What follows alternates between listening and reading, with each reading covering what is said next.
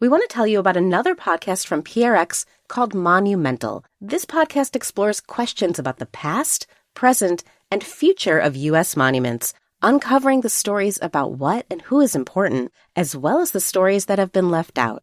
Join host Ashley Seaford across the country with their team of journalists. Listen wherever you get your podcasts. Hello and welcome to This Day in Esoteric Political History from Radiotopia. My name is Jody Avirgan. This day, September 22nd, 1881, Vice President Chester Arthur takes over as President of the United States, retaking the oath of office in the wake of James Garfield's death.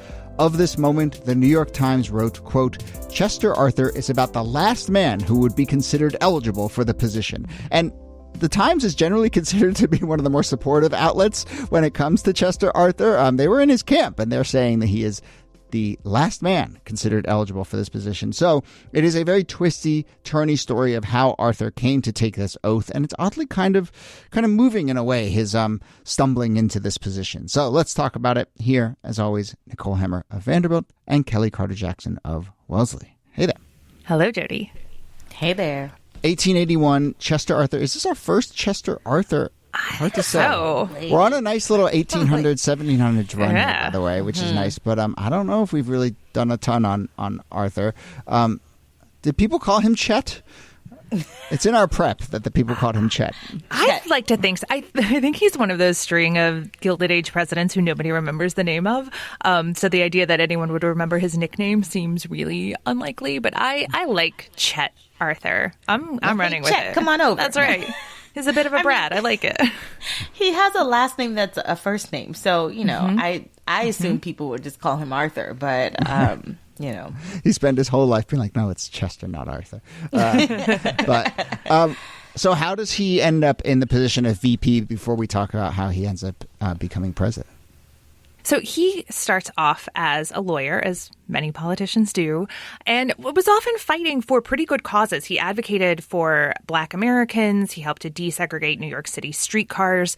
But like many politicians in this era, he is basically a machine politician, which is to say he is part of one of these big urban machines that is both useful in that it helps voters and immigrants and get services done for people, and also deeply corrupt, full of graft. And he is a beneficiary of a lot of that corruption and graft because he is part of the spoils system that keeps the government running in the 19th century. This idea that if your party wins an election, you get to give out the goodies, and the goodies are well-paying jobs. And Arthur is the recipient of one of those well-paying jobs in the 1870s.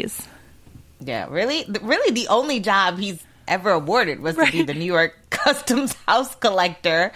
And he has a pretty decent salary, like $6,500 a year. That's not nothing in the 19th century. That's decent money.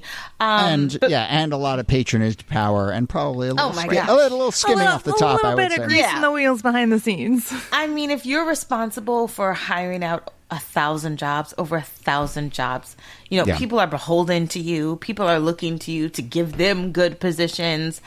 I mean, it's a job that's sort of ripe for corruption. Well, because it comes with something called the moiety system, which is if you are this kind of customs house collector, that means you're keeping track of the things that are coming into the country. So whenever somebody tries to evade the tariff, if somebody's trying to smuggle in goods, as the customs house collector, you get to keep part of the booty and you get money from everybody you bust. So he has that $6,500. He has whatever he's being slipped for the jobs. But then he actually has this legit income that's coming from busting tariff busters and smugglers. So, listeners, if you learn one thing from this episode, it's that if you get transported back to the 1870s, try and be a customs house collector. Oh, yeah. You want me to look the other way? Yeah. Pay up. I'm getting paid either way, buddy. It seems like a pretty good gig until someone like Rutherford B. Hayes becomes president, because Hayes becomes president, and as we've talked about on the show, very reform-minded, trying to sort of revamp civil service, go after corruption. So he fires Chester Arthur in 1878, comes after him. And then this largely becomes the story of American politics in the late 1870s into the 1880s. The Republican National Convention in 1880 is fractured really around this question of corruption, and it's basically deadlocked around Grant and another person named Senator James Blaine. And as we've talked about in conventions of this era before, deadlocked between two people, two factions fighting. They can't resolve. And sometimes it's nice to be the third person off to the side who hasn't gotten much attention until everyone is souring on the two main people. And that is kind of how James Garfield just sort of slips in and says, okay, well, you can't decide between Grant and Blaine. Well, here I am. And so Garfield becomes the nominee, and then he selects Chester Arthur largely because of the New York ties, right? And there's still machine politics in New York that he needs to appease. Even if Arthur doesn't have a formal role at the moment, he realizes it's a good look for a very powerful bloc. So is that basically the story of how Arthur ends up being kind of, sort of, right man for the right time, sort of like, you'll do. You will do is about how both of those people were put on the ticket. Nobody's first choice for anything, but when you're part of the machine and you can bring along a state like New York, then you become a pretty important person. And, these were not men with huge national reputations, but they also weren't men who really knew one another. This is also pretty common for tickets in this era. So they didn't really get along, in part because they had this clash over this question of political appointee corruption and reform. Arthur was anti-reform because he loved having the wheels greased by corruption. Yeah. And so he was kind of on the outs of the administration after Garfield won and was inaugurated in March because they just didn't see eye to eye. Yeah, he basically gets banished back to New York City, right? And he doesn't even get to live in Washington. Yeah. Just go back home. Go back to your fancy cigars and fancy clothes. That's right. High life. He was probably fine. I like high society. All my clothes are back in New York. I'm not going to move my 80 pairs of pants down to D.C. anyway. Yeah. I know.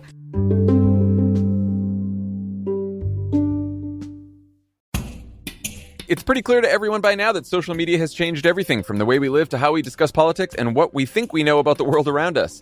Which begs the question, who's in charge here? Hi, I'm John Favreau, former Obama speechwriter turned chronically online host of Offline with John Favreau.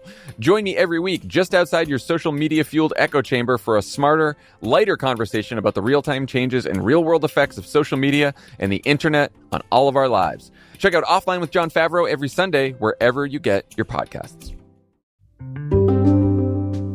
And then the summer of 1881, so this is the beginning of the first year of Garfield's presidency, Garfield is badly wounded and then eventually killed by a man named Charles Guiteau. I don't know if we've done the Garfield assassination on the show here, but Guiteau is sort of deranged. He's sort of got political aspirations, and those play in here because Guiteau, as he's firing a shot at Garfield, he shouts, "I am a stalwart and Arthur will be president."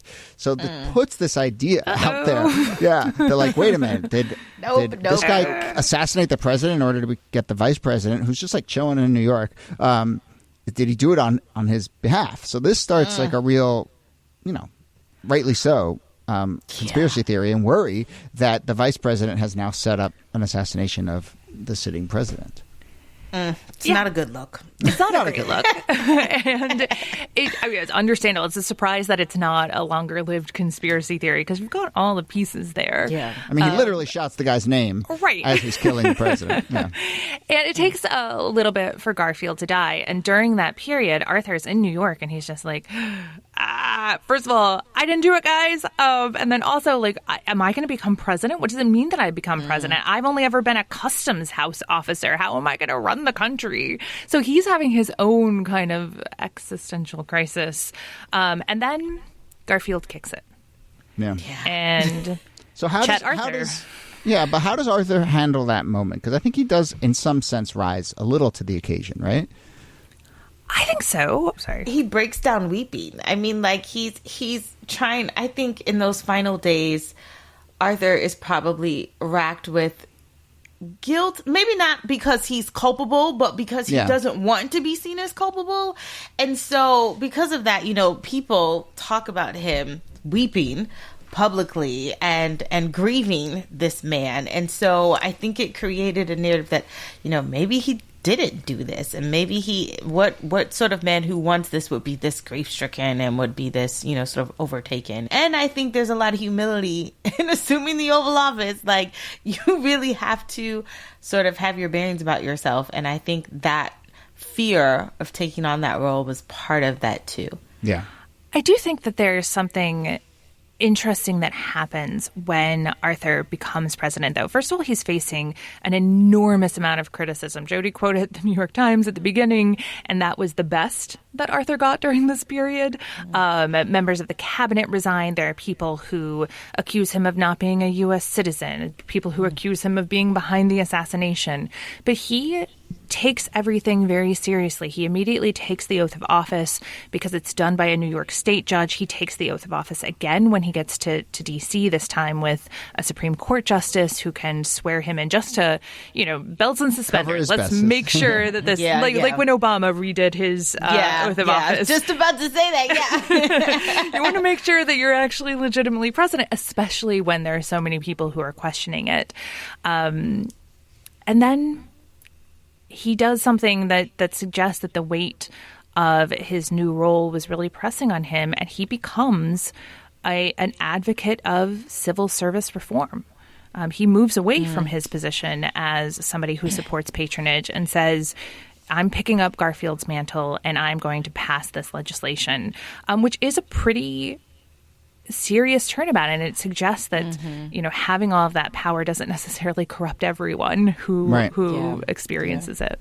Yeah, he sort of had a come to Jesus moment where he was like, this is my moment to sort of make things right, to turn the tide. And he does. I mean, he hires people in positions. He gives people tons of jobs. Actually, about 30,000 posts are created in his administration. But yeah, he served, different various acts into law. He kind of becomes like a progressive president, I might say, like, given especially what he was up against. Mm-hmm. Yeah.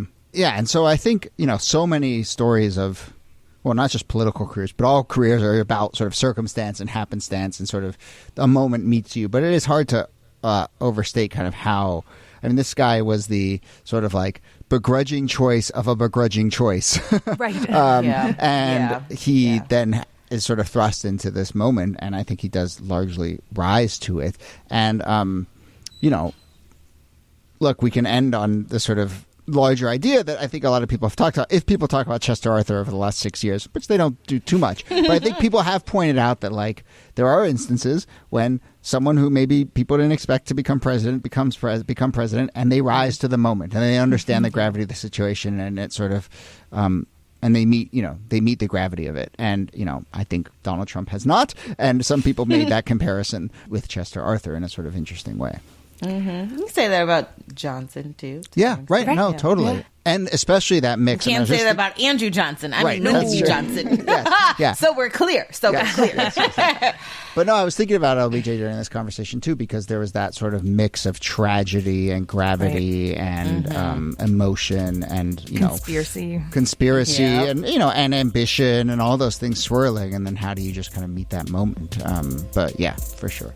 So anyway, I'm glad we got to old Chet Arthur on this show. More Chet. Give him his flowers. Good old Chet. Good old Chet. But we will leave it there. Nicole Hammer, thanks to you as always. Thank you, Jody. And Kellie Carter-Jackson, thanks to you. My pleasure.